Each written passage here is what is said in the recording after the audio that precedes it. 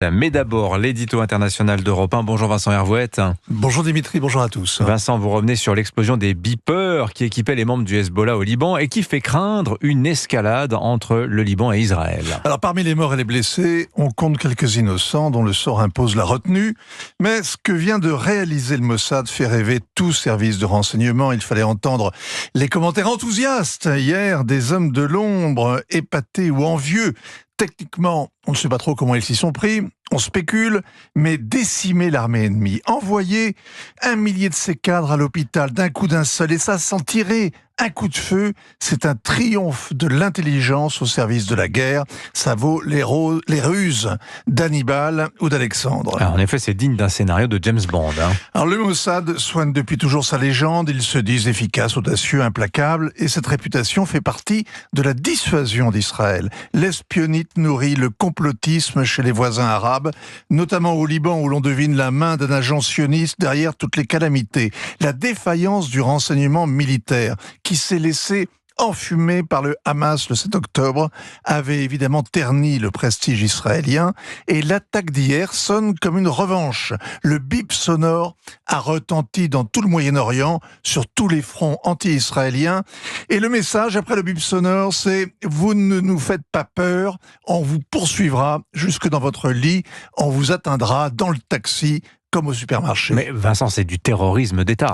Oui, écoutez, les Palestiniens avec les Iraniens à leur suite ont réinventé le terrorisme moderne, les détournements d'avions, la voiture piégée, le chantage aux otages, l'attentat suicide, tout le spectacle terroriste depuis les années 70. Mais ni les uns ni les autres n'ont jamais été capables de monter un seul attentat ciblé contre un ministre ou un général israélien.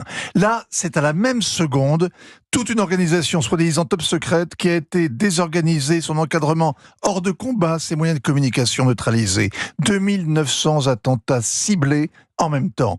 Le beeper étant le moyen discret qui permettait de mobiliser à tout instant le milicien du Hezbollah, il le porte à la ceinture, tout près d'une partie vulnérable de son anatomie. Et le mieux dans l'affaire, c'est que le coup prémédité de longue date a joué sur la paranoïa des fous de Dieu. En février, une frappe israélienne a tué plusieurs hauts responsables au sud Liban. On a pensé qu'ils avaient été repérés grâce à leur cellulaire, comme on dit là-bas, le portable.